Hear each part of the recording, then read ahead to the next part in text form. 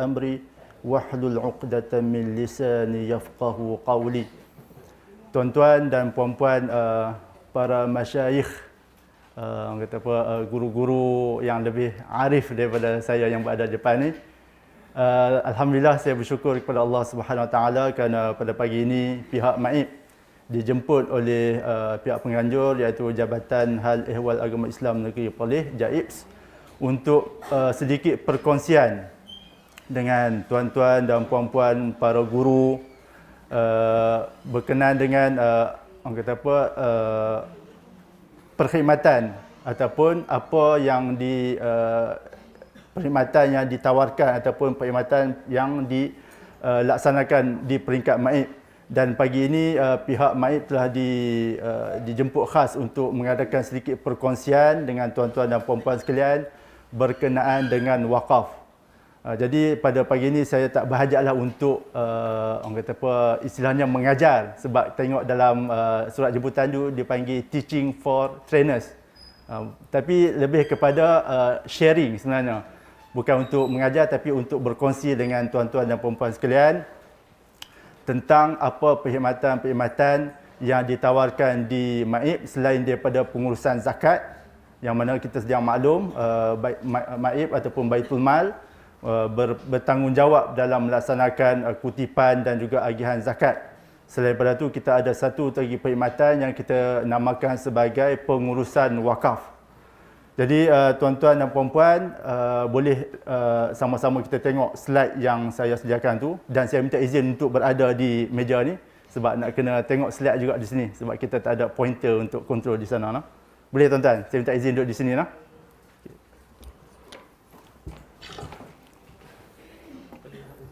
Tak apa, saya.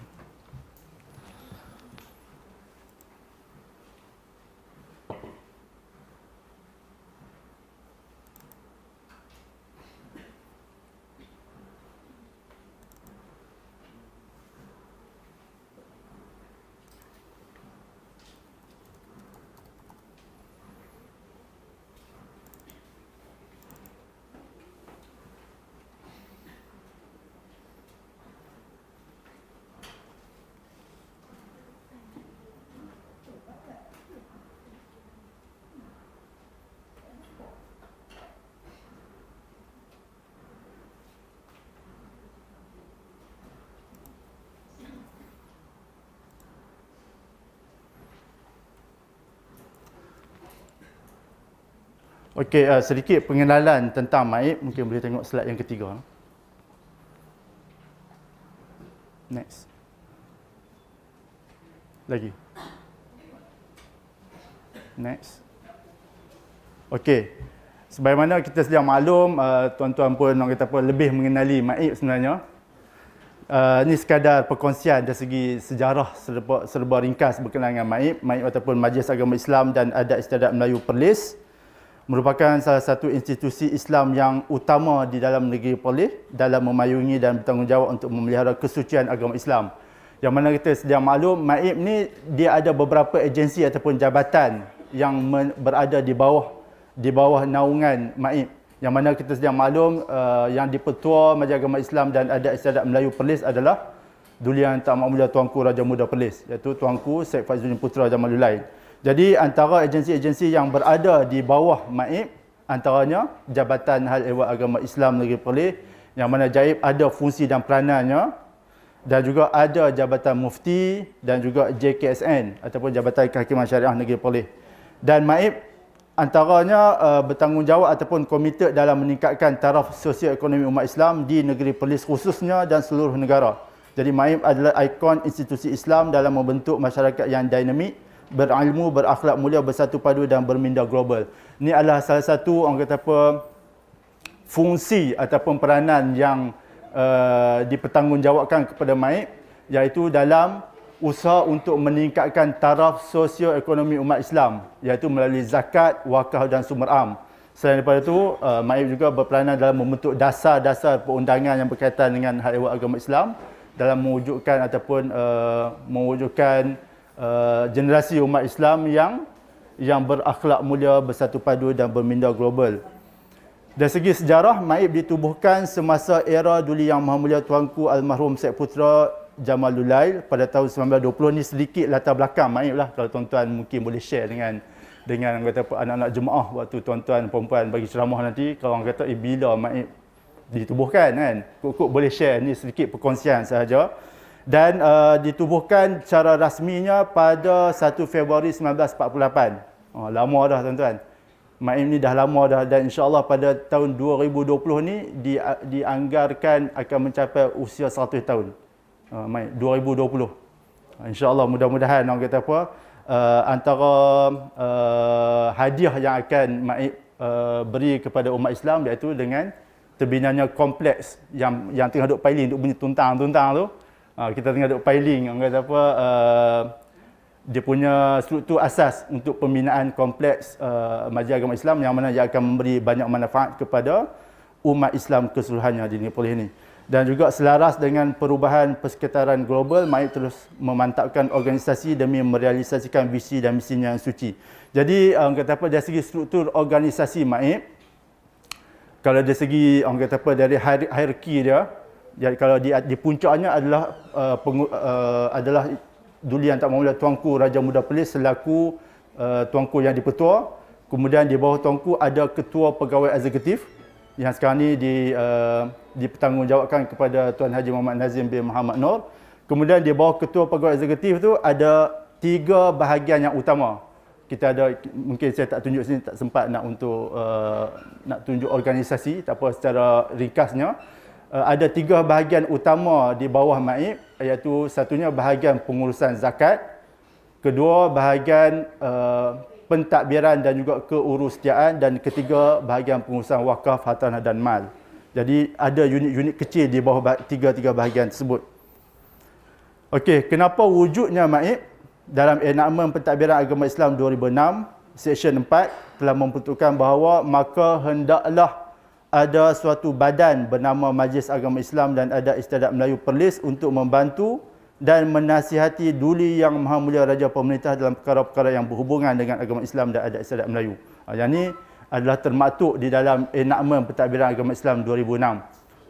Orang kata apa, asas ataupun orang panggil apa, punca kuasa tertubuhnya MAIP ini adalah Seksyen 4 Enakmen Pentadbiran Agama Islam 2006 yang telah memperuntukkan hendaklah diwujudkan satu majlis, satu badan yang dinamakan sebagai MAIP. Okey, fungsi dan peranan MAIP sebagaimana yang diperuntukkan di dalam Enakmen Pentadbiran Agama Islam Negeri Perlis ada 5 fungsi utama. Satunya membantu dan menasihati Raja Pemerintah dalam perkara-perkara yang berhubungan dengan agama Islam dan adat istiadat Melayu Perlis. Adat istiadat Melayu di Negeri Perlis. Kedua, menggalak, mendorong, membantu dan mengusahakan kemajuan dan kesejahteraan ekonomi dan sosial masyarakat Islam di negeri Perlis selaras dengan hukum syarak. Yang ni orang kata apa, banyak aktiviti ataupun program yang telah MAIP laksanakan berdasarkan kepada peranan yang kedua ni. Sebagai contoh, kita telah membantu mengusahakan kemajuan ekonomi dan sosial masyarakat Islam di negeri Perlis ini, antaranya dengan kita mengagihkan zakat. Banyak orang kata apa, tuan-tuan mesti maklum, banyak aktiviti dan program yang telah kita laksanakan dengan kerjasama pihak masjid. Antaranya yang terbaru ni, kita pihak MAIP telah mengadakan inisiatif menyalurkan peruntukan khas kepada setiap masjid dalam negeri Perlis ini dalam membantu menyemarakkan ekonomi dan sosial. Yang mana kita dah salurkan 36,000. Betul tak? Ada di kalangan tuan-tuan dan puan-puan sedia maklum, 36,000 khas untuk aktiviti-aktiviti peningkatan ekonomi dan sosial.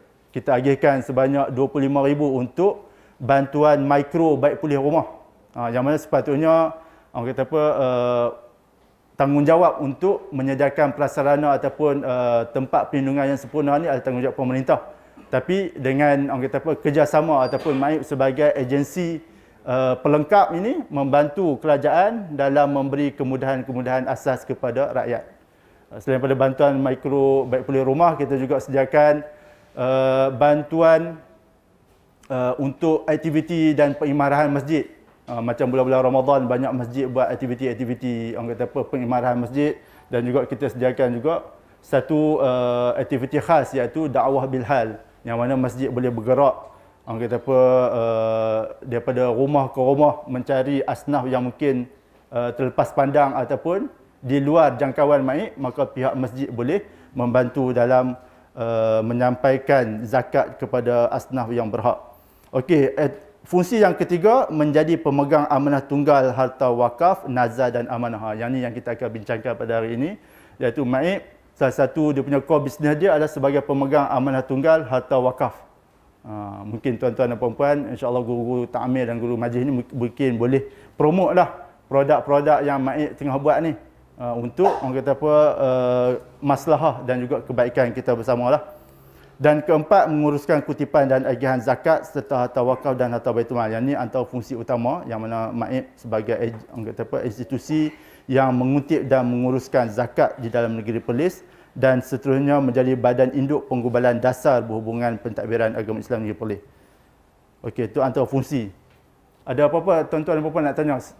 Orang kata apa, sepanjang kita berkongsi ni, boleh luahkan apa pertanyaan dan juga pandangan untuk orang kata apa, kita boleh interaksi dua hala lah. Bukan sekadar cakap depan-depan, tuan-tuan hanya dengar saja.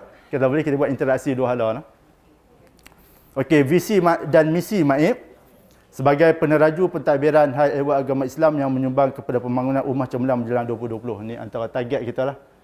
InsyaAllah boleh kot tercapai, setahun je lagi nak capai 2020. Dan misi MAIC memastikan kelangsungan kesejahteraan sosioekonomi ummah melalui pengurusan hal ehwal agama Islam yang telus dan efektif berlandaskan Al-Quran dan Sunnah. Okey, ni sekadar orang kata apa, rumusan saja. Next. Okey, kita masuk kepada topik perkongsian kita pada pagi ini, iaitu wakaf. Next slide. Next. Okey. Yang ni sekadar perkongsian dan makluman saja, tuan-tuan lebih arif daripada saya.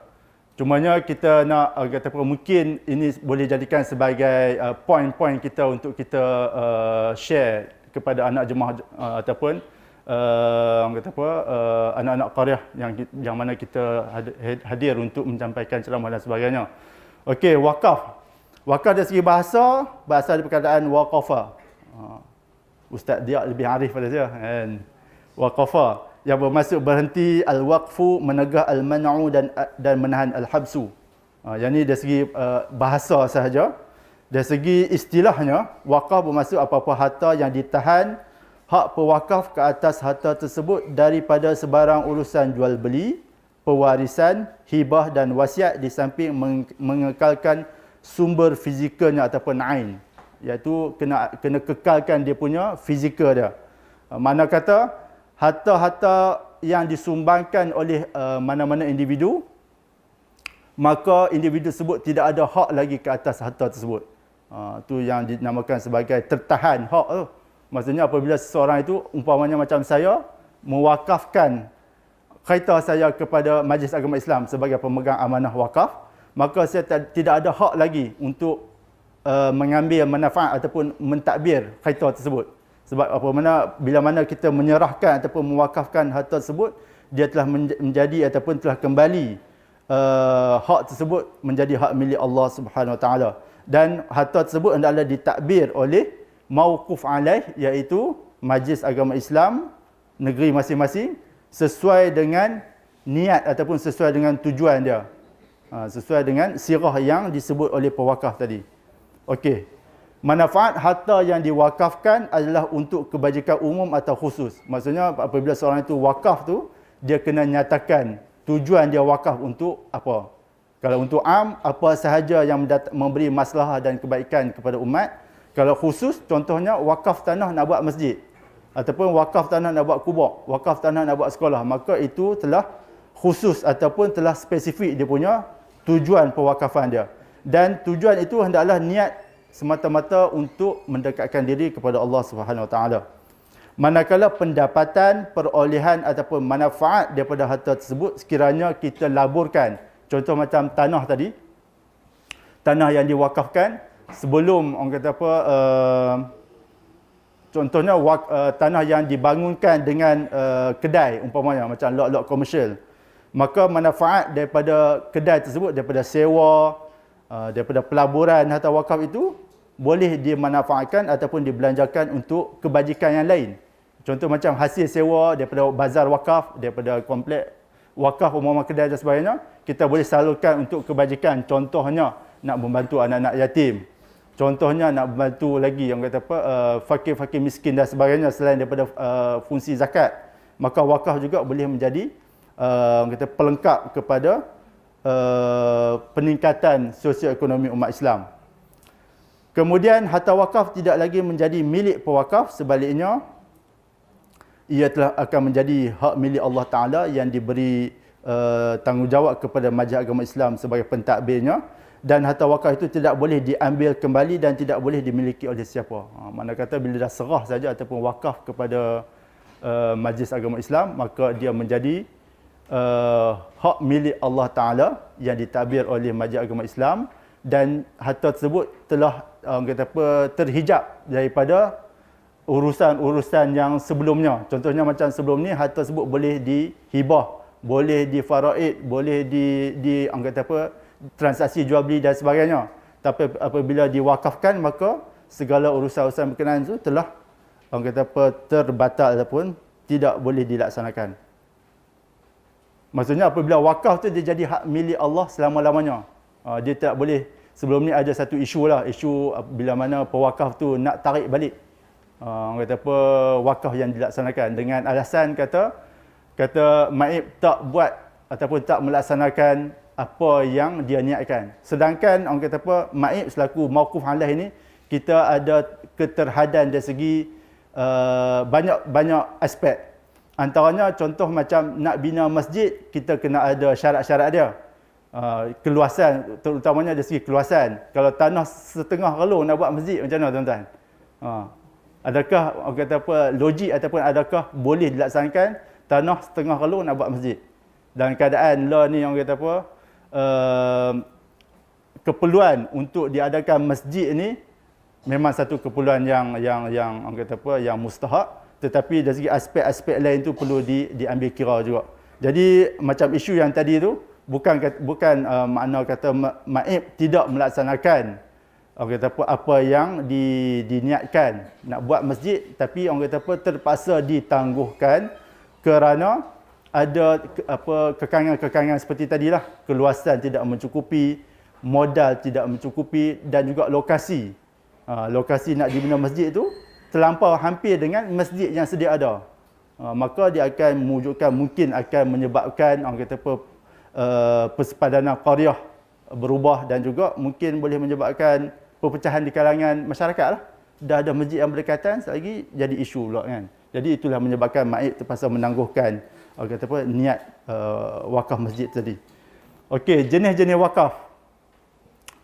Wakaf yang kita sedia maklum ada, kalau yang kita sedia maklum wakaf am dan wakaf khas, tapi ada perbincangan dalam fiqh yang mengatakan ada wakaf ahli dan juga wakaf khairi. Jadi wakaf ahli ini mungkin tak dilaksanakan lagi buat masa kini, sebab dari segi matlamat ataupun tujuan wakaf itu bukan untuk umat Islam, tapi dia khusus kepada ahli keluarga ataupun golongan-golongan tertentu sahaja. Yang mana dilaksanakan pada masa kini iaitu wakaf am dan wakaf khas. Iaitu wakaf am, wakaf yang diwujudkan bagi maksud khairat umum. Wakaf khas, wakaf yang diwujudkan bagi maksud khairat tertentu. Yang tu orang kata apa, pengertian definisi yang mudah lah. Dan juga ada wakaf-wakaf lain seperti wakaf irsa' dan juga wakaf mushtarak. Wakaf irsa' ni adalah wakaf yang diberikan oleh pihak pemerintah ataupun pihak berkuasa negeri mengikut hukum syarak. Umpamanya kalau di Perlis ni belum ada pengalaman lagi lah, yang mana kerajaan mewakafkan kepada majlis agama.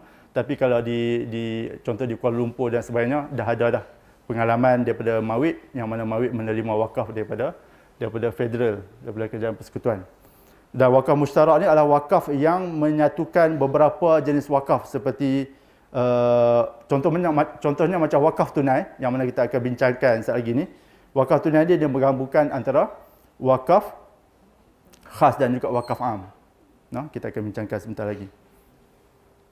Okey, dari segi dalil pensyariatan wakaf, yang ni antara salah satu dalil yang boleh ditonjolkan berkenaan dengan pensyariatan wakaf, di mana surah Ali Imran ayat 92 Allah Taala berfirman, lan tanalul birra hatta tunfiqu mimma tuhibbun wa ma tunfiqu min syai'in fa innallaha bihi alim. Bermaksud kamu tidak sekali-kali akan dapat mencapai hakikat kebajikan yang sempurna sebelum kamu dermakan sebahagian daripada apa yang kamu sayangi, dan sesuatu apa jua yang kamu dermakan maka sungguhnya Allah mengetahuinya. Ini yang kita salah satu dalil yang menunjukkan bahawa wakaf itu adalah satu ibadat yang dituntut di dalam Islam dan sangat-sangat digalakkan untuk diamalkan oleh umat Islam secara keseluruhannya. Kemudian Anas radhiyallahu anhu meriwayatkan bahawa Abu Talhah telah meminta penjelasan lanjut daripada Nabi SAW tentang ayat tersebut. Maka Nabi SAW telah menjelaskan bahawa antara sedekah harta yang dimaksudkan adalah ibadat wakaf. Kalau dalam ayat tadi disebut lan tanalul birra hatta tunfiqu mimma tuhibbun. Maksudnya tidak mencapai kebajikan yang sempurna sehingga kamu menginfakkan harta yang kamu sayangi. Maksudnya infak di situ ataupun sedekah di situ Nabi telah penjelaskan bahawa ia adalah ibadat wakaf. Kemudian hadis. Next slide. Yang ini hadis yang masyhur, selalu kita dengar dan selalu juga orang kata apa, ustaz dan juga guru-guru kita habaq, iaitu hadis riwayat Muslim yang mana Nabi SAW telah bersabda, an Abi Hurairah anna Rasulullah SAW qala idza mata al-insan in qata'a illa idza mata al-insan, mungkin ada sirah ataupun riwayat yang lain, tapi yang ni yang dipetik daripada riwayat Muslim. Idza mata al-insan in qata'a illa min thalas, sadaqatun jariyah aw 'ilmun yuntafa'u bihi aw waladun salihun yad'u lah. Dalam hadis yang lain mungkin kita selalu dengar idza mata ibnu Adam. Yang ni idza mata al-insan. Tak apa, yang tu mungkin ada riwayat-riwayat yang lain. Tapi orang kata apa, dari segi mafhum daripada hadis ni, makna kata apabila mati sahaja seorang insan itu ataupun seorang anak Adam itu, maka terhentilah seluruh amalannya kecuali 3 perkara: sedekah jariah, ilmu yang bermanfaat ataupun ilmu yang dimanfaatkannya, dan juga anak yang soleh yang mendoakannya.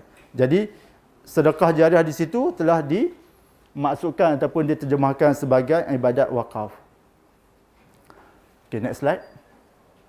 Harta yang telah diwakafkan adalah suatu pemilikan yang tidak mutlak oleh pewakaf dan penerima wakaf, kerana ain harta yang diwakafkan kembali menjadi hak milik Allah Subhanahu Wa Taala.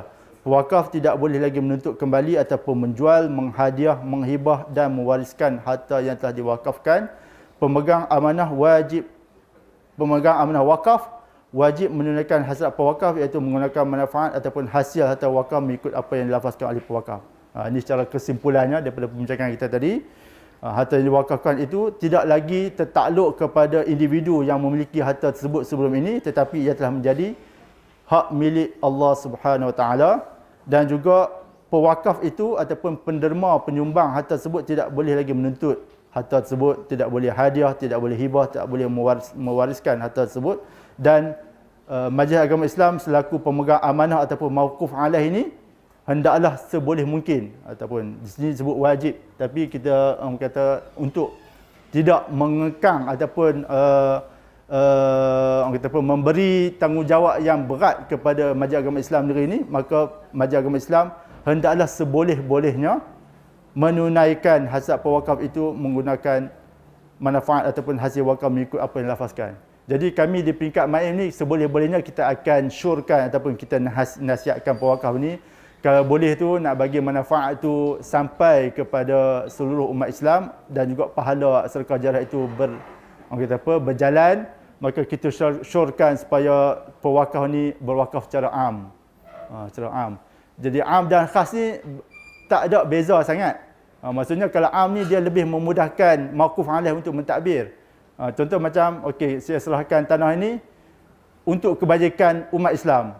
Jadi kalau keperluan, contoh macam di Qaryah Kangak ni, keperluan masyarakat di Kangak ni perlu kepada, contohnya perlu kepada kedai-kedai perniagaan. Sebab kalau contoh nak buat masjid, masjid dah banyak dah. Ataupun nak buat sekolah, sekolah mungkin dah banyak. Tapi kalau kita serahkan kepada mauquf alaih untuk mentadbir harta tersebut, maksudnya secara am, maka ia adalah lebih orang kata apa, lebih luas faedahnya dan juga memberi kemudahan kepada pentadbir untuk mentadbir urus wakaf tersebut. Okey, rukun wakaf sedia maklum ada semestinya kena ada 4 perkara ini, iaitu waqif, orang yang mewakafkan, kena ada mauquf, harta yang diwakafkan, kena ada mauquf alaih, iaitu pentadbir ataupun pemegang amanah wakaf, dan juga sirah, iaitu nak menentukan sama ada am ataupun khas. Okey, yang ni syarat wakaf ni mungkin kita boleh cara orang kata apa, semintas lalu sahaja. Hikmah wakaf. Next slide.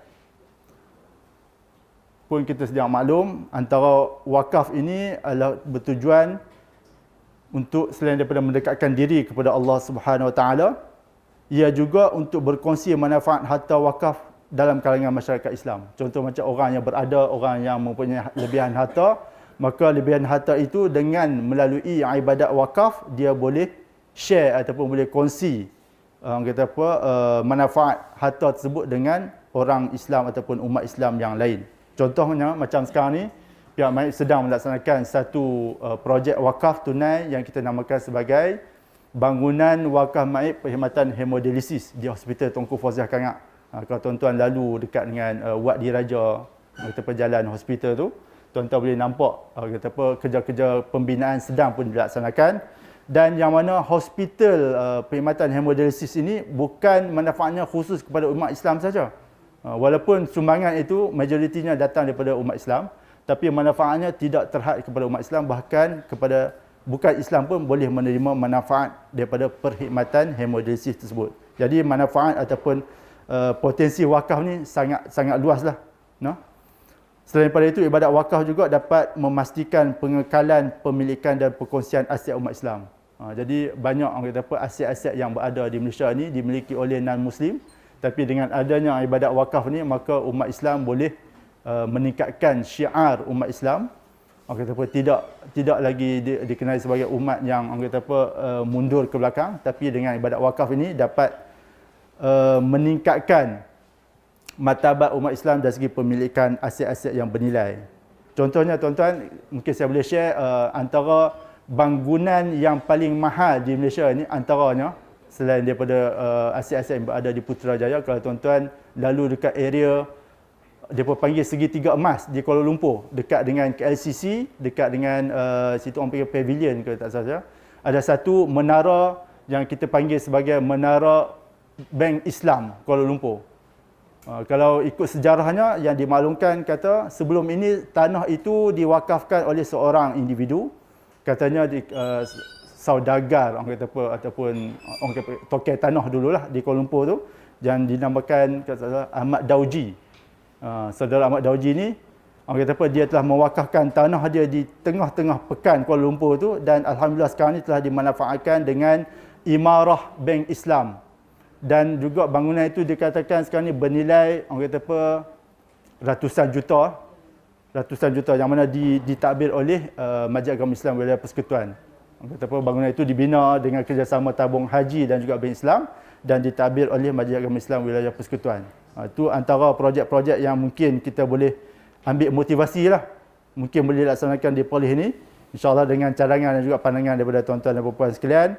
Kalau ada orang kata apa, idea-idea nak buat apa-apa projek wakaf ni, boleh salurkan kepada MAIP untuk kita orang kata apa, sama-sama bantulah. Okey. Kita berpindah kepada wakaf tunai. Atas ni wakaf secara umumnya, wakaf harta kekal dan juga wakaf harta tidak kekal. Kemudian ada satu topik yang mana ia mungkin satu perkara yang baru, tapi benda ini telah pun dilaksanakan dalam oleh umat Islam yang terdahulu. Contohnya macam wakaf di Turki dan juga sebagainya telah pun masyhur sejak zaman dahulu lagi. Okey, wakaf tunai ataupun cash wakaf ataupun dalam bahasa Arabnya wakaf ad-darahim ataupun wakaf ad-dananir, bermaksud mewakafkan wang tunai, duit ringgit kita, kepada mana-mana pemegang amanah wakaf. Kalau dari segi konteks ini adalah Majlis Agama Islam lah, sebagai mauquf alaih ataupun pemegang amanah wakaf, di mana wang modalnya dikekalkan kepada penerima wakaf. Wang-wang tersebut akan dikumpulkan dan kemudian ditukarkan ataupun dibadalkan kepada harta kekal. Manfaat hasil daripada wakaf tunai tersebut akan digunakan untuk kebajikan dan pembangunan ummah. Yang ni salah satu aspek dalam ibadat wakaf. Wakaf yang sebelum ini yang mungkin masyhur di kalangan umat Islam adalah wakaf harta benda. Wakaf berbentuk kekal. Contoh ada tanah, ada rumah, ada kereta dan sebagainya. Berbentuk macam orang kata apa, berbentuk tradisional lah wakaf dahulu. Tapi banyak mana umat Islam yang ada tanah yang nak menyumbang kepada maib. Sedangkan tanah yang kita sedia ada pun orang panggil sekangkang kera. Cukup untuk kegunaan kita saja. Jadi kalaulah wakaf itu terhad kepada aset-aset kekal seperti tadi, maka tak ramai yang boleh menyumbang ataupun tak ramai umat Islam yang boleh berwakaf. Jadi wakaf tunai ini telah difatwakan oleh Majlis Fatwa Kebangsaan yang mengatakan bahawa ianya harus. Tetapi wakaf tunai ini hendaklah dibadalkan ataupun ditukarkan kepada aset kekal. Jadi wang ringgit yang kita kumpulkan, yang kita terima daripada para penyumbang ini akan dikumpulkan di dalam satu akaun. Kita tunggulah sampai setakat mana keperluan tabungan itu. Contohnya macam nak buat bangunan dialisis tu, kita kumpul wang tunai daripada orang ramai sehingga mencapai amount 6 juta, kemudian barulah kita akan tukarkan ke bentuk aset kekal iaitu bangunan. Yang mana akan dimanfaatkan untuk kebajikan dan juga kesejahteraan umat Islam keseluruhannya. Jadi bangunan contoh tadi yang kita kongsi tadi berkenaan dengan bangunan wakaf maib perkhidmatan hemodialisis Hospital Tunku Fauziah ni. Secara konsep kerjasama yang maib laksanakan, maib menyerahkan bangunan siap kepada pihak hospital. Kita tak tabir hospital tu. Maib hanya mengumpulkan dana daripada wakaf tunai orang ramai, daripada pelbagai orang kata apa, sumber-sumber. Kita kumpulkan dalam satu akaun sehingga cukup jumlah dia, iaitu kos pembangunan bernilai 5,999,000. Maksudnya kita gunakan sebagai 6 juta. Cukup amount tu, maka akan terbinalah sebuah bangunan yang insya-Allah kalau ikut perancangan pembangunan akan siap pada bulan Oktober tahun ni. Walaupun dana tak berapa cukup, tapi kerja kena jalan, tuan-tuan. So kita minta kerjasama tuan-tuan dan puan-puan sekalian untuk tolong ataupun untuk menjadi ejen maib mempromosikan wakaf tunai ni di setiap qaryah masing-masing lah. Kita minta tuan-tuan dan puan untuk membantu maib untuk tolong mempromosikan wakaf tunai dialisis ini. Mudah-mudahan dana yang kita perlukan orang kata apa, dapat dikumpulkan dengan segera lah. Sekarang ni kita dapat kumpul lebih kurang 1.3 juta. Dan kita masih perlukan sebanyak 4.7 juta lagi, tuan-tuan. Banyak lagi yang kata apa, dana-dana yang kita perlukan. Jadi mungkin insya-Allah hasil kerjasama daripada tuan-tuan dan puan sekalian, tolong promote maib ini, tolong promote produk wakaf ini. InsyaAllah dana yang kita harapkan itu dapat dikumpul dengan segeralah. Okey, objektif wakaf tunai macam tadi juga, lebih kurang macam objektif wakaf. Selain daripada kita menyuburkan amalan berwakaf yang merupakan sedekah jariah yang sangat dituntut, dia juga dapat menggalakkan umat Islam mengiktiraf wakaf sebagai sistem yang diyakini dan berpotensi untuk menggerakkan pembangunan sosioekonomi umat Islam. Jadi orang kata apa, maib ni dalam melaksanakan fungsi dan peranannya, dia menjadi pelengkap kepada tanggungjawab yang perlu dilaksanakan oleh pihak pemerintah lah, dalam menyediakan prasarana kita perlindungan, kesihatan, pendidikan dan sebagainya. Jadi maib sebagai agensi pelengkap yang membantu pihak kerajaan dalam menyediakan prasarana yang seperti yang kita sebutkan tadi lah. Okey, dari segi pandangan ulama atau berkenaan dengan wakaf ni, jadi jumhur ulama telah berpendapat bahawa wakaf boleh dibuat sama ada terhadap harta ta'alih ataupun harta yang bersifat tetap seperti tanah, bangunan dan sebagainya, dan ataupun wakaf juga boleh dibuat ke atas harta alih iaitu mangkul seperti pakaian, peralatan pertanian, buku-buku haiwan dan sebagainya. Jadi yang kita sebutkan tadi, wakaf tunai itu dia sebagai wakaf yang melibatkan harta yang tidak tetap ataupun harta alih. Okey, ini dari segi perbincangan di kalangan ulama, tak apa. Yang ni kita ambil maklum saja. Mungkin next slide. Lagi. Lagi. Next. Next. Next. Next.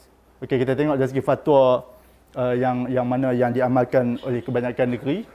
Jadi Jawatan Kuasa Majlis Fatwa Kebangsaan bagi hal ehwal agama Islam Malaysia kali ke-37 pada 2007 telah membuat keputusan bahawa berwakaf dalam bentuk wang tunai adalah dibolehkan dalam Islam. Cumanya fatwa di peringkat negeri Perlis ni pihak MAIP sedang membuat satu kertas cadangan untuk dipanjangkan dalam Jawatankuasa Fatwa Negeri Perlis untuk dikeluarkan satu fatwa khas peringkat negeri berkenaan dengan keharusan wakaf tunai. Okay, next. Dari segi perundangan wakaf tunai, mungkin ni orang kata apa sedikit legality ataupun apa peruntukan yang diberikan kepada MAIP sebagai pemegang amanah, sebab mungkin ada isu di kalangan masyarakat kita yang kata banyak wakaf orang kata apa dilaksanakan oleh badan-badan ataupun NGO yang mungkin tidak mendapat kebenaran daripada pemegang amanah kan. Kalau kita tengok banyak orang duk minta derma untuk buat sekolah, untuk buat maktafiz, untuk buat surau dan sebagainya.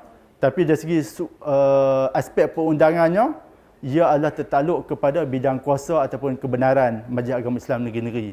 Mana kata mana-mana individu ataupun NGO yang nak membuat ataupun membantu dalam melaksanakan orang kata apa produk-produk wakaf ni, dia perlu dapat kebenaran daripada Majlis Agama Islam negeri masing-masing. Dari segi perundangan wakaf tunai, wakaf merupakan salah satu perkara kehartaan yang dikanunkan dalam perundangan Malaysia. Tafsiran wakaf meliputi semua kategori wakaf yang dibenarkan dalam Islam, sama ada wakaf am, wakaf khas dan juga wakaf keluarga. Yang ini mungkin tak relevan di Malaysia ni. Kemudian wakaf yang digunakan pakai dari sudut perundangan negara turut menerima pakai pelbagai bentuk harta yang diwakafkan, termasuk harta alih dan harta tak alih. Dalam konteks wakaf tunai, ia merujuk kepada wakaf harta alih yang sememangnya bertunjangkan kepada hukum syarak dari segi kesahannya. Okey, next. Next slide. Legaliti wakaf tunai. Legaliti dasar wakaf tunai dalam perundangan negara adalah merujuk kepada Senarai 2, Senarai Negeri Jadual ke-9 Perlembagaan Persekutuan yang menjelaskan bidang kuasa mengenai ini terletak di peringkat negeri. Maksudnya untuk mentadbir wakaf. Safi. Ya, boleh.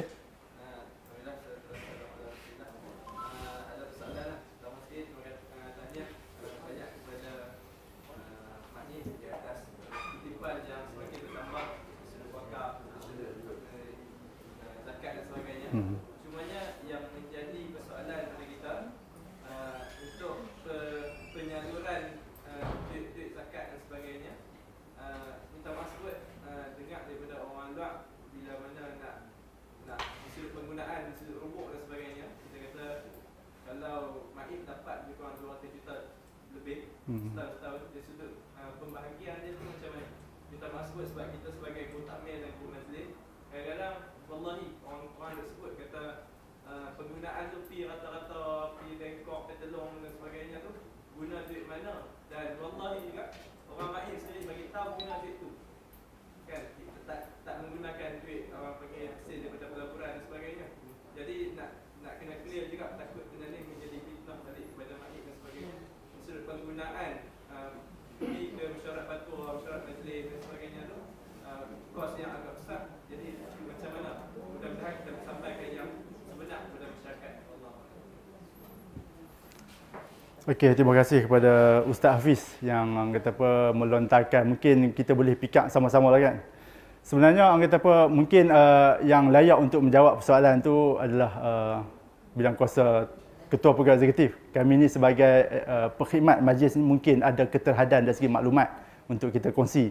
Cumanya mungkin saya boleh share setakat mana yang saya tahu. Kata apa, segala skim-skim bantuan yang kita sediakan untuk para asnaf tu telah pun orang kata apa, ada garis panduannya. Dari segi bantuan rubuk, iaitu bantuan fitrah hari raya tu, kita telah orang kata apa, ada garis panduan yang telah ditetapkan, yang mana pihak amil setiap qaryah tu dia kena hadam garis panduan yang MAIP sediakan. Dari segi orang kata apa, amount dia ikut keperluan asnaf tersebut lah. Mungkin tak sama dari segi seseorang kepada orang yang lain. Dia berdasarkan keperluan, dia berdasarkan pengiraan hak kifayah. Yang tu amil dia kena hadam lah dari segi pengiraan hak kifayah dan sebagainya. Dari segi perbelanjaan yang Maib agihkan daripada dana dan zakat tu, dia tertakluk kepada 8 asnaf yang kita sedia maklum. Selain daripada fakir, miskin, amilin, fi sabilillah, fi ar-riqaq dan sebagainya tu. Jadi salah satunya orang kata apa, kebanyakan yang untuk agihan kepada selain daripada masyarakat di negeri Perlis ni lah, yang kita agihkan di bawah asnaf fi sabilillah. Fi sabilillah. Selain daripada tu, orang kata apa, perbelanjaan yang mungkin masyarakat nampak macam tak relevan menggunakan duit zakat. Kebanyakan orang kata mungkin banyak lagi sepatutnya duit zakat tu disalurkan kepada asnaf-asnaf yang berkeperluan di negeri Perlis ni. Untuk maklumat tuan-tuan dan puan-puan sekalian, contohnya perbelanjaan yang melibatkan program-program Maib. Kalau macam program-program khas yang melibatkan yang kita aturkan macam program induk tu, memang 100% menggunakan duit zakat lah. Tapi kalau sebaliknya program-program yang tidak ada mengena dengan duit zakat, contohnya berkenaan dengan program yang melibatkan tuanku yang dipetua dan sebagainya, dia sebenarnya menggunakan peruntukan di bawah sumber am. Yang ni mungkin masyarakat tak tahu, dia nampak zakat Maib ni hanya kutip dan juga agih duit zakat sahaja. Sedangkan di bawah Maib ni ada sumber-sumber kewangan lain. Kita ada kewangan wakaf, kita ada sumber am. Jadi kebanyakan program-program yang berlaku di luar sana tu, dia menggunakan peruntukan kewangan sumber am. Sumber am ni hasil-hasil dia pelbagai. Daripada kutipan sewa, daripada sewa premis, daripada kata apa, sumbangan derma dan sebagainya. Jadi banyak sumber-sumber am ini telah diagihkan untuk keperluan ataupun agihan program-program yang berkenaan lah. Jadi mungkin jawapan ni tak berapa memenuhi ataupun mungkin tak mencapai expectation tuan-tuan puan sekalian. Jadi untuk pengagihan ni saya minta maaf, mungkin dari segi maklumat tu tak ada pada kami, ataupun maklumat tu mungkin tidak mencukupi, tidak meluas kepada perkhidmat-perkhidmat majlis ni. Tapi sebenarnya setiap agihan perbelanjaan itu telah pun melalui mesyuarat yang dihadiri oleh orang kata apa, AJK yang berkenaan di kalangan orang kata apa, agensi, adanya Jabatan Mufti, adanya orang kata apa, Pegawai Kewangan Negeri. Jadi semuanya telah diperbincangkan dengan teliti sebelum satu keputusan dibuat untuk menggunakan duit zakat. Bukannya Maib belanja sewenang-wenangnya lah, dalam pengurusan zakat. Mungkin itu komen ringkas saya, Ustaz Hafiz. Cara detailnya mungkin kena rujuk kepada pihak yang lebih berautoriti. Boleh tuan-tuan? Okey, nah? Ada lagi soalan? Ada lagi? Tak ada. Okey, kita sambung, nah. Okey, dari segi perlembagaan persekutuan, next slide. Okey. Next slide. Perlembagaan persekutuan telah pun memberi bidang kuasa kepada negeri-negeri untuk mengadakan undang-undang mengenai wakaf. Maksudnya, negeri ada kuasa untuk mewujudkan satu peraturan khas berkenaan dengan wakaf ataupun enactment. Kalau di peringkat Maib ni, kita baru bercadang ataupun kita baru sahaja membincangkan cadangan untuk pengubalan enactment wakaf dan belum diwatakan lagi. Atas dasar inilah statut-statut bagi mentadbir harta ini telah diperkenalkan di semua negeri Malaysia melalui enactment-enactment negeri serta akta bagi wilayah persekutuan, wilayah-wilayah persekutuan. Jadi buat masa sekarang ni sebelum terlaksananya enactment wakaf, maka Maib telah menggunakan ataupun berpaksikan kepada enactment pentadbiran agama Islam tahun 2006 yang mana memperuntukkan Maib sebagai salah satu memperuntukkan Maib sebagai pemegang amanah bagi harta wakaf, nazar dan juga amanah. Okey, kita next slide. Okey, Maib sebagai pemegang amanah tunggal ataupun sole trustee dalam pentadbiran, dalam enactment pentadbiran agama Islam 2006 Seksyen 89, enactment 4 telah memperuntukkan bahawa walau apa-apa peruntukan yang berlawanan yang terkandung dalam mana-mana surat cara ataupun perisytiharan yang mewujudkan, mengawal ataupun menyentuh perkara itu, majlis hendaklah menjadi pemegang amanah yang tunggal, semua wakaf sama ada wakaf am ataupun wakaf khas, semua nazar am dan segala jenis amanah Maksudnya peruntukan Seksyen 89 ini jelas memberi kuasa kepada MAIP sebagai pentadbir wakaf ataupun pemegang amanah tunggal harta wakaf di dalam negeri Perlis sahaja. Mana kata kalau ada harta-harta wakaf di luar negeri Perlis yang hendak diwakafkan kepada MAIP, maka MAIP perlu rujuk kepada perundangan. Sebab apa? Kuasa MAIP hanya dalam negeri Perlis sahaja. Dan juga MAIP tidak boleh mentadbir harta di luar Perlis. Itu setakat kuasa yang diberi hanya di dalam negeri Perlis. Okey, seksyen ke-90, next slide. Seksyen 90 enakmen yang sama telah membentukkan bahawa semua harta yang tertakluk kepada Seksyen 89 hendaklah tanpa apa-apa pindah hak, serahakan ataupun pindah milik, dan dalam hal harta ta'alih sebaik saja didaftarkan di bawah undang-undang bertulis yang berhubungan dengan tanah, terletak hak kepada majlis bagi masuk wakaf, nazar am ataupun amanah yang menyentuh harta itu. Makna kata sejurus selepas transaksi pewakafan itu dilakukan, maksudnya apabila seorang individu itu mewakafkan hartanya kepada MAIP, maka harta itu hendaklah sesegera mungkin dipindah milik ataupun didaftarkan di bawah undang-undang bertulis. Kalau undang-undang bertulis untuk pindah milik ini adalah KTN lah, Kanun Tanah Negara. Kalau Kanun Tanah Negara ditakluk kepada banyak orang kata apa syarat-syarat dia. Kalau pindah milik biasa secara 14A dan sebagainya ataupun 12B, 12A itu tertakluk kepada bidang kuasa pejabat tanah. Walau bagaimanapun terdapat beberapa kekangan yang menyebabkan MAIP tidak dapat melaksanakan pindah milik itu sejurus berlaku transaksi pewakafan. Contohnya macam apabila geran itu tak clear dia punya status dia. Orang tu nak wakaf tapi geran tak ada. Tanah ada tapi geran tak ada, maka terhalang untuk berlaku transaksi pindah milik. Ataupun banyak aspek-aspek di luar sana yang mungkin orang kata apa tak dinyatakan di sini, tapi ada sedikit kekangan. Contohnya macam di pejabat tanah sendiri pun tak boleh nak melaksanakan transaksi pindah milik kurang daripada 1 ekar. Tuan-tuan dan puan sekalian, ada setengah relung tak sampai 1 ekar, maka dia berlaku sedikit kekangan transaksi pindah milik di situ. Sebab itulah berlaku kelewatan. Contoh macam yang mungkin sedikit sebagai contoh, contohnya Masjid Al-A'la Bawak Temak. Dan yang mana pengusinya ada pada kita hari ini sama dengan kita. Transaksi ini pindah milik telah berlaku, bukan pindah milik, urusan pewakafan telah pun berlaku semenjak tahun 2009, Ustaz Mutib. 2009. Dimaklumkan 2009 telah pun berlaku urusan pewakafan tanah untuk wakaf kubur. Tetapi sehingga kini masih lagi belum berlaku pindah milik. Jadi hasil semakan MAIP mendapati bahawa salah satunya adalah faktor geran.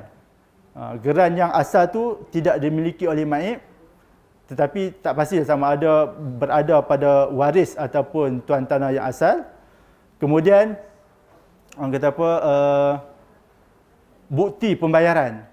Bukti pembayaran yang mana pihak masjid maklum telah pun diselesaikan kepada tuan-tuan tanah tu. Maka orang kata apa, pada pentadbir wakaf ni kita perlukan segala bukti-bukti itu untuk mengesahkan telah selesai segala pembayaran tanah-tanah tersebut sebelum dipindah milik ataupun didaftarkan atas nama Majlis Agama Islam dan Adat Istiadat Melayu Perlis.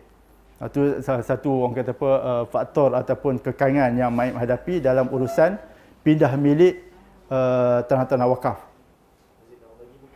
Macam mana? Ada juga. Dia ada banyak faktor kan. Contohnya macam masjid sendiri nakkan tanah tu didaftarkan atas nama masjid. Kadang-kadang tu dia tak apa clear dia punya orang kata apa konsepnya. Sebenarnya segala aset ataupun tanah-tanah wakaf yang diwakafkan kepada Majlis Agama Islam, kalau ikut yang kita semak tadi, hendaklah didaftarkan atas nama majlis agama. Cumanya sebagai orang yang nak mengoperasikan aset-aset wakaf itu, boleh diberikan kepada mana-mana badan. Contohnya MAIP sebagai pemegang amanah, kita boleh turunkan kuasa ataupun kita istilahkan sebagai naib mutawali ataupun nazir khas kepada masjid, kepada mana-mana NGO untuk mentadbir harta wakaf tersebut bagi pihak majlis agama. Tapi dari segi orang kata apa, perekodan dalam geran itu hendaklah tertulis atas nama MAIP. Itulah orang kata apa isunya. kata kalau masjid nak membantu mayit nak mentadbir, itu tidak menjadi halangan. Kita boleh orang kata beri kuasa ataupun kita boleh turunkan kuasa kepada masjid dan juga mana-mana badan yang diberi kebenaran lah. Okey, next slide. Yang ni yang kita telah bincangkan tadi dari segi Majlis Fatwa Kebangsaan telah pun membuat keputusan bahawa berwakaf dalam bentuk wang tunai adalah dibolehkan dalam Islam. Okey, next slide. Yang ni sedikit orang kata perbezaan lah. Kok anak jemaah tanya apa beza wakaf, sedekah dengan zakat. Yang ni salah satu poin yang mungkin kita boleh share. Wakaf dia menyumbangkan harta kekal bagi tujuan untuk mendekatkan diri kepada Allah Ta'ala. Harta kekal. Contohnya mewakafkan tanah untuk tapak masjid yang mana manfaatnya kekal buat selama-lamanya. Kalau sedekah, menyumbangkan harta ataupun wang yang bersifat tidak kekal dan penggunaannya untuk tujuan kebajikan. Contohnya macam kita sedekah, kita derma kepada duit ringgit kepada fakir miskin, maka ia hanya untuk kegunaan ataupun manfaat sementara sahaja. Manakala zakat pula mengeluarkan sebahagian harta tertentu diberikan kepada asnaf-asnaf yang berhak menerimanya setelah memenuhi syarat-syarat yang ditetapkan oleh syarak. Jadi secara umum perbezaan di antara wakaf, sedekah dan juga zakat. Next slide. Okey, kaedah kutipan wakaf tunai yang dilaksanakan oleh MAIP, kita ada sediakan akaun khas wakaf tunai. Yang mana kalau anak-anak jemaah kata, ni ustazah kami nak wakaf ni tapi kami nak bank in terus ke akaun MAIP. Ada nombor akaun ni, tuan-tuan boleh habaq ni. Tak apa, pamphlet tu nanti kami akan edarkan kepada tuan-tuan dan puan sekalian selepas slot kita ni. Sebab baru duk cetak. Okey. Seterusnya untuk penjawat-penjawat awam, orang yang kerja kerajaan, kerja orang kata yang makan gaji ni, kita ada sediakan kemudahan yang yang spesifik untuk mereka, iaitu secara potongan gaji. Kalau kaki tangan awam persekutuan boleh potong gaji pakai kod Yayasan Wakaf Malaysia 4474. Kalau yang pegawai ataupun penjawat awam negeri, dia ada melalui kod majikan masing-masing lah. Yang mana bendahari negeri dia syorkan 4438. Maka yang swasta tu dia tertakluk kepada prosedur ataupun garis panduan di peringkat jabatan dan juga agensi masing-masing. Okey, next slide. Dari segi pengecualian cukai, okey, yang ni merupakan mungkin isu peringkat nasional lah. Banyak orang yang dari segi isu zakat tak ada masalah. Orang yang mengeluarkan zakat dia akan dapat 100% pengecualian cukai.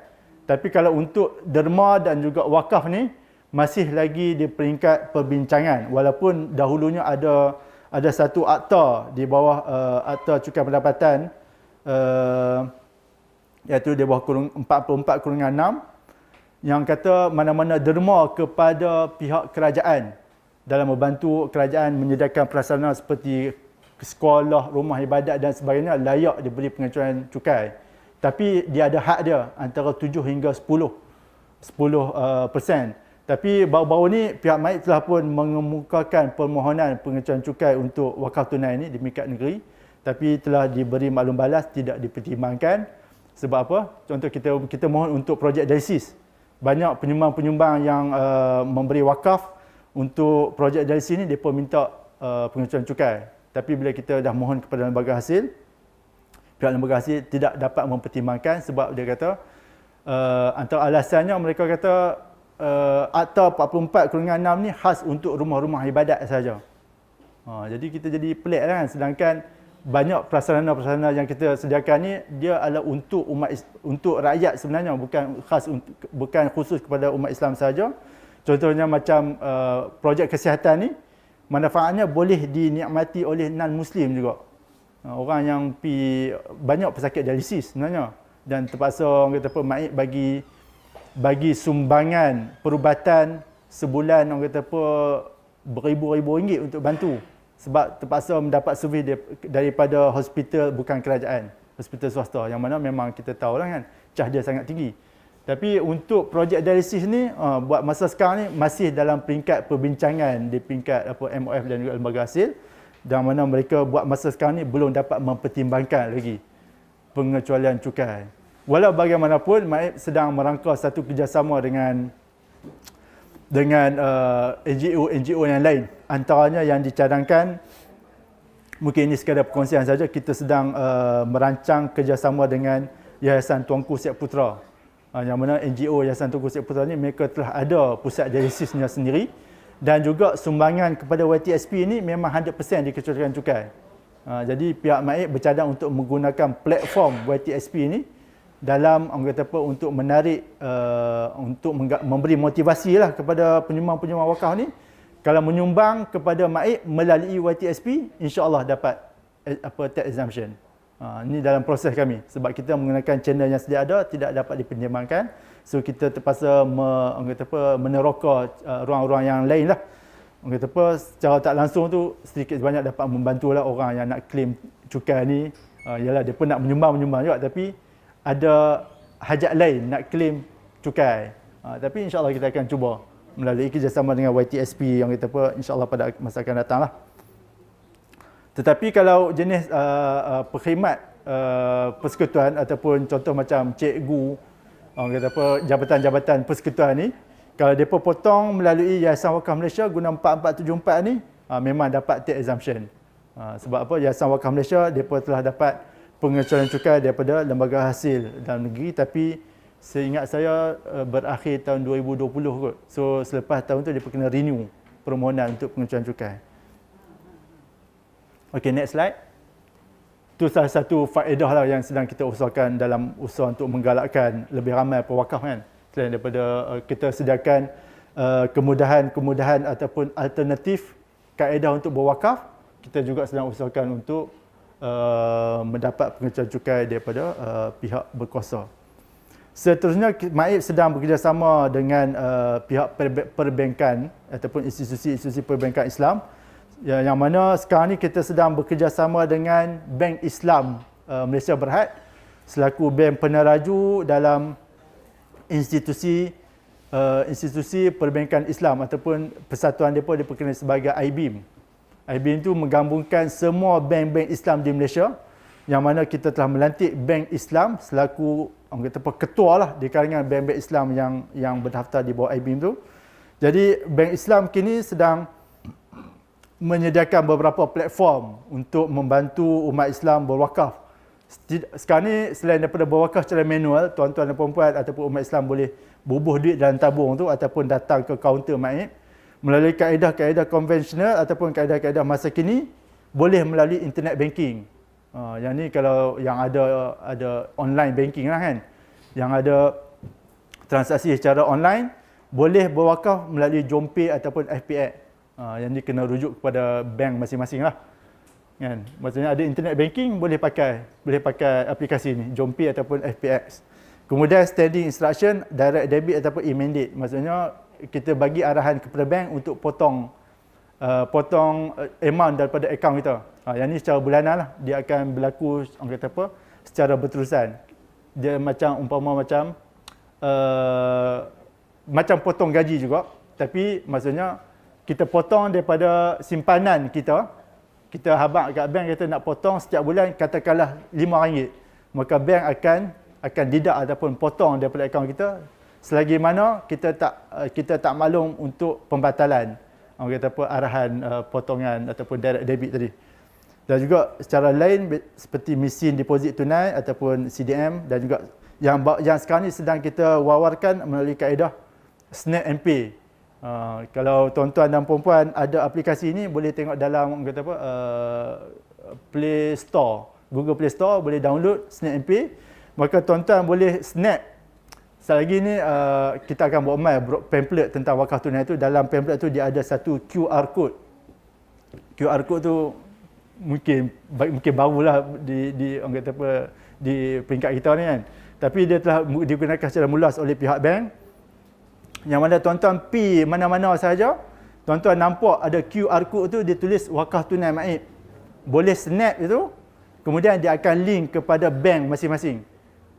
Tuan-tuan nak potong RM5 ke, 10 ke, 20 ataupun amount yang tuan-tuan hajat tu, dia boleh direct kepada akaun kita hanya dengan kita snap saja. So dia tak perlu isi borang apa. Tapi kena ada Android phone ni lah kan, kamera yang boleh link dengan yang sesuai dengan apa aplikasi SnapMP tu. Dia orang kata apa untuk yang teknologi masa kini lah, tu antara kemudahan-kemudahan yang kita sediakan lah. SnapMP ni memang sangat mudah. Kita tak perlu bawa duit cash pun, kita just bawa telefon kita, jumpa QR code tu di mana, snap, dia akan link terus kepada bank yang berkenaan. Okey, next slide. Okey, ni sedikit orang kata apa makluman dari segi rekod kutipan wakaf tunai MAIP yang mana telah dilancarkan pada 22 November 2012 yang lalu, dan sehingga kemarin kita telah alhamdulillah berjaya mengutip sebanyak 633,000. Yang ni wakaf am. Ya. Maksudnya macam masjid ke sekolah tu boleh minta ke dana wakaf untuk penggunaan itu lah. Okey, cadangan saya sebenarnya pihak sekolah ataupun mana-mana NGO boleh buat kerjasama. Boleh buat kerjasama untuk wujudkan apa-apa program wakaf. Sebenarnya daripada kantung wakaf A ni pun boleh diambil, tapi macam ikut keperluan sekarang ni kita akan tarik sedikit portion daripada wakaf am ni untuk disalurkan kepada wakaf dialisis sebenarnya. Tapi kalau mana-mana NGO, mana-mana sekolah, mana-mana masjid nak melaksanakan produk wakaf sendiri, boleh hantar permohonan kepada MAIP untuk kita buat secara kerjasama. Contohlah kan, nak buat kutipan wakaf untuk kapet baru kan. Kan ni nak bulan Ramadan ni banyak masjid nak tukar kapet, nak pasang aircon dan sebagainya. Maka boleh dicadangkan buat kerjasama dengan MAIP untuk kita lancarkan wakaf khas kapet masjid sekian. Maka kita boleh orang kata apa promote waktu tu lah. Boleh juga, maksudnya dia bergantung kepada kelulusan mesyuarat jawatankuasa pengurusan wakaf. Mana-mana permohonan nak menggunakan dana wakaf am ni, kita akan panjangkan kepada mesyuarat jawatankuasa pengurusan wakaf untuk pertimbangan. Tapi kalau yang saya syurkan tadi, lebih baik kita buat satu proposal khas, buat satu produk kerjasama antara mana-mana NGO, masjid dan sebagainya dengan MAIP untuk mana-mana projek wakaf lah. Yang tu lebih orang kata apa, lebih cepat untuk diluluskan. Okey, untuk wakaf dialisis pula alhamdulillah kita berjaya mengutip sebanyak 1,263,376 dan 95 sen. Dan sejak kita lancar pada tahun 2000, wakaf tunai dialisis kita lancar tak salah 2014 kita lancar. Tapi untuk kos pembinaan bangunan dialisis ni bernilai 6 juta. So berapa lagi baki tuan-tuan yang masih kita perlukan? Lebih kurang dalam 4.8 ataupun 4.7 macam tu. Banyak lagi. So kita memang harapkan kerjasama daripada tuan-tuan dan puan-puan sekalian, para guru majlis ni untuk tolong promote lah. Tolong promote kepada semua anak-anak qaryah kita ni, kita mai lah pakat-pakat wakaf ni. Wakaf untuk majlis agama ni, untuk projek dialisis ni, sebab keperluan dia sangat-sangat mendesak. Lah ni banyak orang sakit buah pinggang ni bukan asnaf saja. Orang yang kaya pun terlibat dengan sakit buah pinggang, orang muda, orang tua, lelaki, perempuan, muslim dan muslim. Jadi dari segi statistik pesakit dialisis ni orang kata apa, sangat-sangat tinggi, dan juga giliran untuk mendapatkan servis ataupun rawatan di hospital memang tak cukup. Memang terpaksa beratok lama. Jadi hasil kerjasama MAIP dan juga hospital Tunku Fauziah ni, kita insya-Allah berusaha untuk membantu pesakit-pesakit dialisis ni. Buat masalah pesakit dialisis dulu kita target. Mungkin selepas ni keperluan untuk rawatan-rawatan penyakit kronik yang lain, insya-Allah kita akan bantu. Jadi memang kita sangat-sangat memerlukan kerjasama daripada tuan-tuan dan puan sekalian untuk tolong bantu MAIP lah, tolong promote kepada anak-anak qaryah kita untuk menyumbang wakaf tunai bagi pembangunan pusat rawatan hemodialisis ni. Okey, next slide. Selain daripada projek-projek wakaf khas tadi, kita ada wakaf am. Contoh macam Ustaz Al-Fadhil Ustaz Ruslan sebut tadi, untuk keperluan masjid-masjid untuk menggunakan dana wakaf ni, kita ada wakaf am, wakaf peninggalan masjid dan surau, wakaf tanah perkuburan, wakaf komersial pembangunan ekonomi, dan juga wakaf Al-Quran. Yang ni yang biasa kita dengar dan juga biasa kita agihkan lah. Dari segi wakaf khas pula, bangunan dialisis, wakaf khas pusat pengurusan jenazah di Masjid Masjid Al-Abrar Kubang Gajah. Alhamdulillah telah pun selesai pembinaannya, dan sekarang ni MAIP serahkan kepada jawatankuasa qaryah Masjid Al-Abrar untuk mentadbir pusat pengurusan jenazah ni. Yang ni pun tuan-tuan dan puan-puan boleh wawarkan kepada qaryah masing-masing. Kalau siapa-siapa yang nak menguruskan jenazah tapi tak ada fasiliti, orang kata apa, ataupun ada kekangan tertentu, boleh diuruskan jenazah itu di Pusat Pengurusan Jenazah Kubang Gajah, Darul Abrar. Memang di situ kita sediakan untuk kemudahan siapa sahaja, tidak terhad kepada Qariah Kubang Gajah semata-mata, tapi satu poleh mana-mana qariah, mana-mana keluarga yang nak menguruskan jenazah si mati boleh menggunakan fasiliti di Kubang Gajah ni. Tapi buat masalah ni kita letakkan pengurusan dia di bawah Qariah Masjid Al-Abrar Kubang Gajah. Tapi boleh digunakan oleh sesiapa sahaja tanpa charge. Yang ni memang kita sedang promote. Banyak orang tak tahu kan. Dia berkata apa yang kemudahan servis yang dibuat di situ. Sebelum ni kita serahkan kepada bukan One Center. One Center dia gunakan sebagai sementara saja. Platform sementara daripada ada premis baru. Sebelum ni kita serah kepada Mubaligh sana, Mubaligh kan. Mubaligh Jabatan Mufti untuk mentadbir pusat tersebut. Tapi hasil cadangan daripada pihak pengurusan, sekarang ni kita pindahkan kepada Jawatankuasa Qariah Masjid Al-Abrar sebab depa memang berada di kawasan itu, memudahkan orang kata apa, perhubungan, memudahkan kalau mana-mana waris nak merujuk, boleh rujuk kepada pihak masjid terus. Nah. Selain daripada itu, kita telah pun wujudkan rumah wakaf ataupun kita namakan sebagai pusat komuniti wakaf yang terletak di Batu Lima, Kuala Perlis. Mungkin ini agak terpencil ataupun agak di luar pengetahuan umum. Sebenarnya kita ada satu pusat komuniti wakaf di Batu Lima. Selepas daripada Masjid Batu Lima tu, rumah yang telah diwakafkan oleh seorang individu. Jadi sekarang ni diguna sebagai madrasah ataupun kelas pengajian untuk orang dewasa di situ. Tapi kalau mana-mana permintaan ataupun permohonan daripada mana-mana pihak nak menggunakan rumah wakaf tersebut, boleh digunakan. Tapi kena maklum kepada mayit terlebih dahulu lah. Kemudian kita sedang merangka kerjasama dengan pihak UNIMAP, KUIP dan UiTM untuk mewujudkan wakaf pendidikan. Ini yang kita apa, projek-projek yang sedang dan akan dilaksanakan lah, wakaf pendidikan. Next slide. Okey, ini projek-projek yang telah pun dilaksanakan, antaranya Bazar Wakaf Maib dan juga Yayasan Wakaf Malaysia. Kita ada di 6 lokasi masjid. Okey, tuan-tuan dah biasa tengok ni Bazar Wakaf ni. Cumanya okey, untuk pengoperasian Bazar Wakaf ni, buat masa sekarang ni memang Maib yang 100% takbir. Sebelum ni kita serahkan kepada pihak masjid untuk bantu. Tapi banyak masjid yang surrender. Sebab apa? Ada masalah perhubungan dengan penyewa-penyewa ni. Jadi pihak Maib pun alhamdulillah dapatlah sikit orang kata apa input daripada pihak masjid macam mana kita nak grab penyewa-penyewa ni. Jadi kalau banyak di kalangan tuan-tuan dan puan pengurusi masjid ni ada mentadbir bazar wakaf di masjid masing-masing. Contohnya di Masjid Putra, sebelum ni di bawah Ustaz Fazil, sekarang ni di bawah Dr. Zuraimi. Kemudian di Masjid Muhammadi Jejawi, Masjid Al-Barakah Jelempuk, Masjid Tuan Abdul Razak, Padang Katung dan juga Amir Fawaz Sungai Baru. Jadi orang kata apa, memang ada isu sedikit. Sebab apa? Tanah ni, tanah dalam kawasan masjid sebenarnya. Sebab orang kata apa, sepatutnya pihak masjid yang mentadbir kawasan ni. Cumanya orang kata apa, untuk urusan penyelenggaraan dan juga urusan berkaitan penyewa ni, Maib terpaksa ambil alih. Tu yang kita apa, menyebabkan cadangan untuk pengambil alihan pentadbiran ini diserahkan kepada Maib. Sebelum ni memang kita serah kepada masjid sebab dia di bawah kawalan ataupun di atas tanah yang ditadbir oleh masjid. Tapi walau bagaimanapun, sekiranya pihak masjid berhajat untuk menguruskan kembali bazar-bazar wakaf ni, kita sangat-sangat alu-alukan lah. Sebab apa? Masjid lebih dekat dengan penyewa sebab tiap-tiap hari duduk pergi masjid duduk nampak mereka kan. So at least dapat sedikit memberi motivasi lah kepada peniaga-peniaga ataupun usahawan-usahawan di bazar wakaf ni.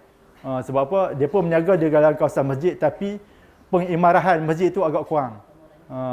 Dia pun sekadar berniaga, habis berniaga, tutup kedai balik. Jadi tak ada sumbangan ataupun input yang boleh diberikan kepada masjid kan. Umpama selalunya solat berjemaah lah. Solat berjemaah tu sangat-sangat kurang di kalangan pengusaha ataupun peniaga-peniaga di bazar wakaf ni. Next. Yang ni komplek wakaf ataupun rumah kedai di Hutan Haji. Yang ni sedikit isu. Bukan sedikit isu, banyak isu lah yang berkaitan. Jadi masyarakat yang berada di Bawak Lalang Hutan Haji ni selalu kata tak ada penyewa. Sebenarnya ada penyewa tapi mereka tak berniaga. Mereka jadikan kedai ni sebagai store ataupun tempat penyimpanan barang-barang sahaja. Memang nampak kedai sentiasa tutup tapi operasi perniagaan mereka tu di luar kawasan Bawak Lalang lah. Mereka jadikan sebagai store sahaja. Okey, next. Yang ni yang kita abak tadi iaitu pusat pengurusan jenazah di Masjid Lama Al-Abrar Kubang Gajah. Okey, kita telah selesai pun membina bangunan ini pada tahun 2015, telah pun dirasmikan oleh yang Tuanku Yang di-Pertuan Maib menggunakan peruntukan sebanyak 275,600. Yang ini alhamdulillah hasil daripada dana wakaf daripada orang ramai dan juga daripada korporat-korporat.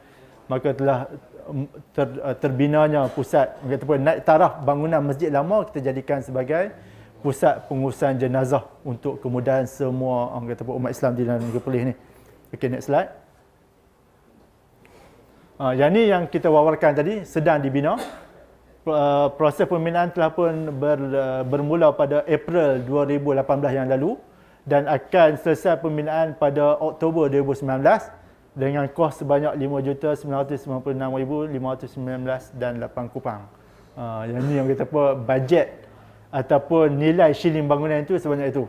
Dan tapi hasil collection wakaf tunai kita tadi baru mencecah 1.3 juta lebih kurang. Jadi banyak lagi yang kata apa liku-liku yang terpaksa kita hadapi dalam nak mencukupkan dana ni. Jadi harap-harapkan pusat ini berjaya terbina kata dalam tempoh yang ditetapkan dan insya-Allah projek ini akan diiktiraf sebagai pusat dialisis yang terbesar di Malaysia.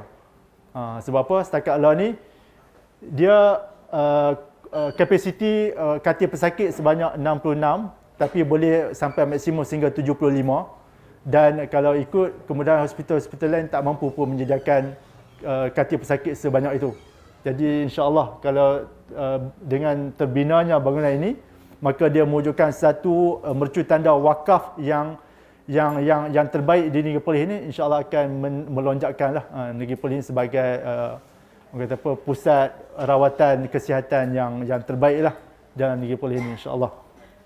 Seterusnya okey, ni orang kata apa gambar yang berkaitan Majlis Pecah Tanah pada tahun 2014. Seterusnya, okey, ini kita buat kerjasama dengan Bank Islam tadi. Kita buat sign MOU kerjasama untuk wakaf tunai dialisis. Seterusnya, yang ni portal dalam iBeam. Kalau tuan-tuan boleh tengok dalam website My Wakaf tu dia akan update lah collection, scan-scan orang kata apa dan juga apa progres kemajuan kerja. Okey. Next slide. Next slide.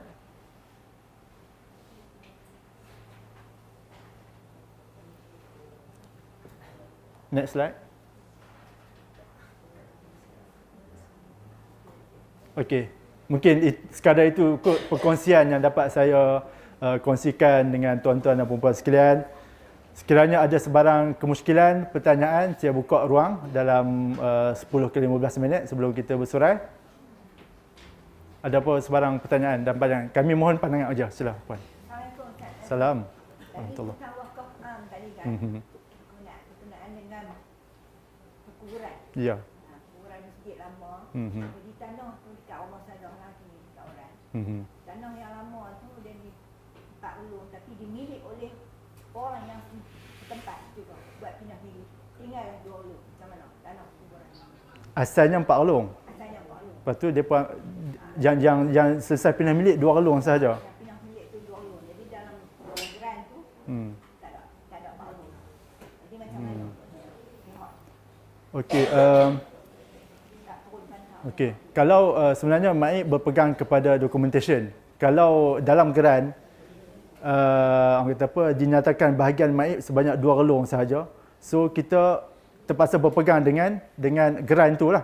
Cumanya kalau ada maklumat daripada saksi ataupun daripada pihak masjid yang mengatakan asal luas kubur tu sebanyak 4 relung, itu kita kena rujuk balik dengan pejabat tanah. Dalam geran lama. Ya. salah asal itu lah. Dia orang. Tak apa, yang tu kami ambil maklum. Kami akan buat semakan balik dengan pejabat tanah sebab buat yang ya. Cumanya kalau dalam geran tercatat 2 relung sahaja, yang tu yang kita pegang. Cumanya kalau ada maklumat tambahan yang kata asalnya 4 relung, mungkin rekod dia pejabat tanah. Dia hak setempat tu, dia ambil tanah tu, buat pindah bilik, buat otak sendiri. Yang tu salah. Oh, okey. Mungkin yang ni saya rasa isunya tanah kerajaan kot asalnya. Asalnya tanah rizab kerajaan. Mungkin diusahakan oleh mana-mana individu di atas tanah tu, so dia mohon untuk dapatkan geran. Asal tu kuburan dulu memang rumah. Lepas tu, jadi tanah tu terbiak dah. Jadi kuburan tu lama terbiak kan. Sebab mereka orang yang situ dia berkuasa. Kuasa dia boleh ambil jaga tu, dia ambil duduk tanah. Yang saya tahu lah. Yang tu yang tanah miskin dalam Pernah tak dimajukan kepada pejabat tanah isu ni? itulah. Tak yang ambil kan. Nama dia salah. Nama orang salah. Dia dah ni tak yang ni. Dia memang salah, tak lah salah asal situ kan. Tanah Pak Ulung tu, lepas tu tak ada dah. Sekarang ni tak ada dah. Ini ada ulung, jadi orang yang di situ tak dah tahu. Yang dia ambil buat pindah milik sendiri, nama sendiri. Dia bukan rumah tu atas, tanah kuburan tu. Itu yang muskil salah pada hari.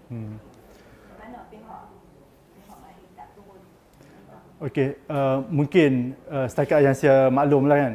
Dia kalau isu jenis tanah rizab ataupun tanah simpanan ataupun tanah berstatus TOL.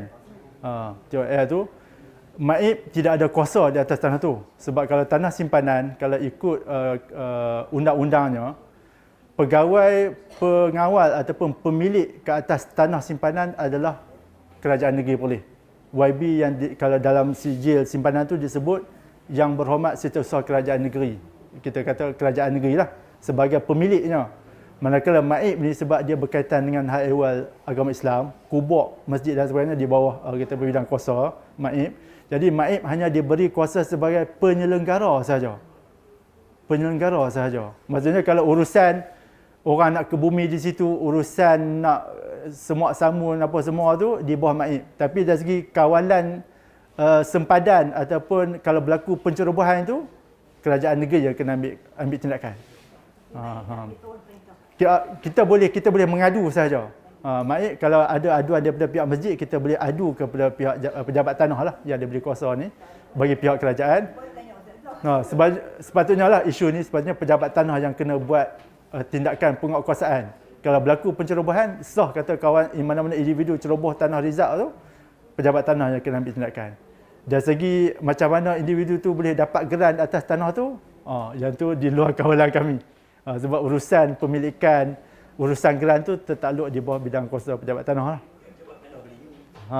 Mungkin dia ada, mungkin kita kena semak balik orang kata apa, tunggui asal tu sejarah tu lagu mana kan.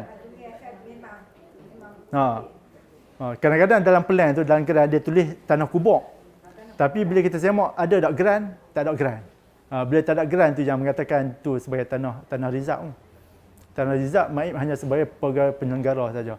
Kalau ada geran, sah memang nama Maib. Yang tu memang kita ada kuasa lah. Berlaku pencerobohan ataupun orang buat tak ketahuan atas tanah tu, kita boleh ambil tindakan. Tapi sebab kalau isu pemilikan tu tak berapa jelas, maka kerajaan negeri lah ataupun kita pejabat tanah yang patut ambil tindakan. Tak apa, yang tu kami ambil maklum tanah yang di orang tu noh, Ustaz Zah. Yang pegang ni, ustaz ni yang tahu tak yang ni, dia imam ni. Dia tanya saja. Yang kubur sedia ada tu kan, yang tepi nak tu. Tak, bukan. Kan? Bukan. Ini yang lama yang belakang ni. Yang belakang sikit tu, jadi kubur tu tanah kuburan lama. Tu nenek saya semua situ. Dulu memang Pak Ulu.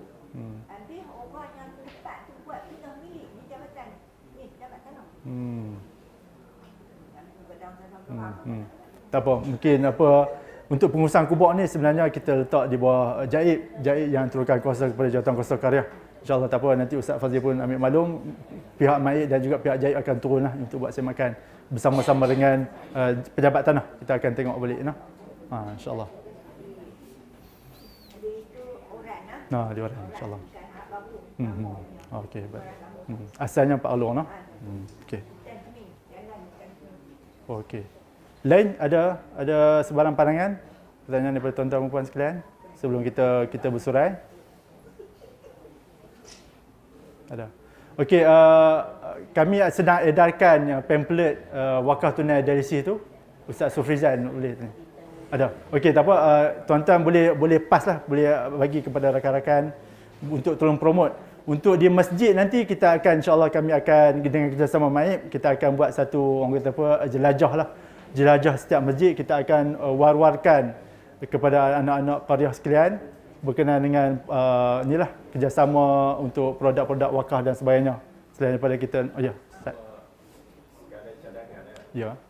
kepada pihak MAIP letak satu streamer untuk di masjid. Ya. Dan stage itu ada nombor akaun. Okey, boleh. Inisiatif pihak masjid nak letak dapur pun boleh. Boleh. Mana kekal di situ. Tempoh ni lah. InsyaAllah kami akan sediakan orang kata apa streamer tu untuk kita letakkan setiap masjid dan juga orang kata apa lokasi-lokasi yang kita lawati lah. InsyaAllah itu dalam perancangan MAIP dan juga pihak Bank Islam sebab kita buat kerjasama promosi secara bersama. Cumanya jadual untuk kita jelajah ke setiap masjid tu insyaAllah dalam proses perbincangan dengan Jaib, insyaAllah kita akan buat mungkin bersempena dengan program ihya masjid dan sebagainya. Kita tengok program yang sesuai, platform yang sesuai untuk kita wawarkan kepada orang kata apa seluruh umat Islam dalam negeri Perlis ini. Cumanya yang kita pohon kerjasama dengan tuan-tuan dan puan, mungkin tuan-tuan dan puan ada inisiatif sendiri kan. Di setiap kuliah tuan-tuan ustaz dan ustazah sampaikan tu mungkin boleh selitkan sikit orang kata apa kesedaran berzakat, kesedaran berwakaf, kesedaran bersedekah ni.